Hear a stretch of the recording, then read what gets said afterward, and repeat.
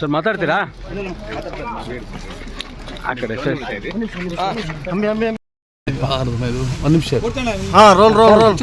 ಬಂದು ಹೋಗಿದ್ರಿ ಭೇಟಿಗೆ ಅವಕಾಶ ಸಿಕ್ಕಿರಲ್ಲ ಏನೋ ಮಾತಾಡಿ ಹೋಗಿದ್ದೀರಿ ಅಂತ ಹೇಳಿದ್ರಿ ಇವತ್ತೇನೋ ಭೇಟಿ ಆದ್ರ ಏನು ಹೇಳಿದ್ರು ಏನು ಹೇಳಿದ್ರು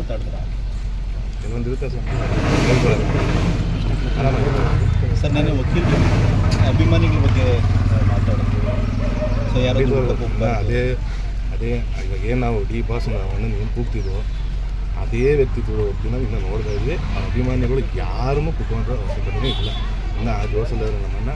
ಆಮೇಲೆ ಒಂದಂತ ಹೇಳೋಕ್ಕೆ ಇಷ್ಟಪಡ್ತೀನಿ ಸರ್, ನಾನು ಹಲವಾರು ದಿನ ಹೇಳ್ಬೇಕು ಅಂದ್ಕೊಂಡಿದ್ದೆ. ಸುಮಾರು ಕಡೆ ಸುಮಾರು ರೀತಿ ನಮ್ಮ ಜೊತೆ ಮಾತಾಡ್ತಿಲ್ಲ ಮಾತಾಡೋ ಸನ್ನಿವೇಶ ಅಲ್ಲ. ಆ್ಯಕ್ಚುಲಿ ಬಿಂಗ್ ಆ್ಯನ್ ಎಜುಕೇಟೆಡ್ ಇದು ಜುಡಿಷಿಯಲ್ ಕಸ್ಟಡಿ ಇರೋದು, ಅದು ಕಾನೂನು ಪೊಲೀಸ್ ಇಲಾಖೆ ಇದೆ ಮಾಡ್ತಾರೆ. ಸೊ ನಾವು ಮಾತಾಡಿದ್ರೆ ಏನೋ ಸಾಲ್ವ್ ಆಗೋದು ಇಲ್ಲ, ತಪ್ಪಾಗಿರಲಿ ತಪ್ಪಾಗಿಲ್ಲದೆ ಇರಲಿ ಅದು ಭಗವಂತನೂ ಗೊತ್ತು.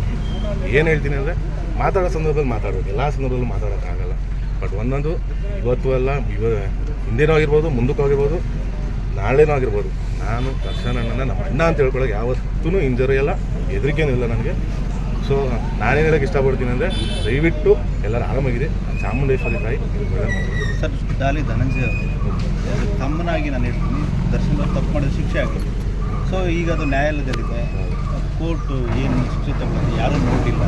ಆ ಬಗ್ಗೆ ನೀವೇನು? ಯಾಕೆಂದರೆ ಖಂಡಿತ ಕಾನೂನು ಮುಂದೆ ಯಾರೂ ದೊಡ್ಡವರಲ್ಲ ಸರ್. ತಪ್ಪಾಗಿದ್ದರೆ ಯಾರಿಗೆ ಅಲ್ಲಿ ಶಿಕ್ಷೆ ಆಗೇ ಆಗುತ್ತೆ.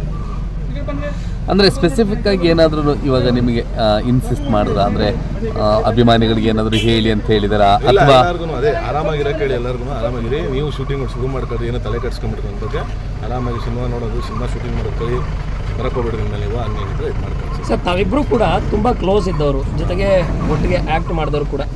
ಈ ಒಂದು ಒಳಗಡೆ ಹೋದ ಸಂದರ್ಭದಲ್ಲಿ ಆ ಒಂದು ಬಾಂಧವ್ಯ ಏನಿತ್ತು ಅದ್ರ ಬಗ್ಗೆ ಬೇಜಾರು ಅಲ್ಲಿ ನಾವು ಅಲ್ಲಿ ನೋಡ್ತೀವಿ ಅಂತ ಎಕ್ಸ್ಪೆಕ್ಟ್ ಮಾಡಿರಲಿಲ್ವಲ್ಲ ಸರ್. ಸೊ ಅದೊಂದು ಬೇಜಾರಿತ್ತು, ಬಟ್ ಏನಂತ ಖುಷಿಯಾಗಿದ್ದಾರೆ, ಆರಾಮಾಗಿದ್ದಾರೆ ಅಷ್ಟೇ ಸರ್. ಅಭಿಮಾನಿಗಳು ತುಂಬ ಜನ ಬಂದು ಹೋಗ್ತಿದ್ದಾರೆ. ಇಲ್ಲ ಸರ್, ಅದನ್ನೆಲ್ಲ ಈ ಟೈಮಲ್ಲಿ ಮಾತಾಡೋದು. Thank you sir. Okay, thank you very much. Thank you.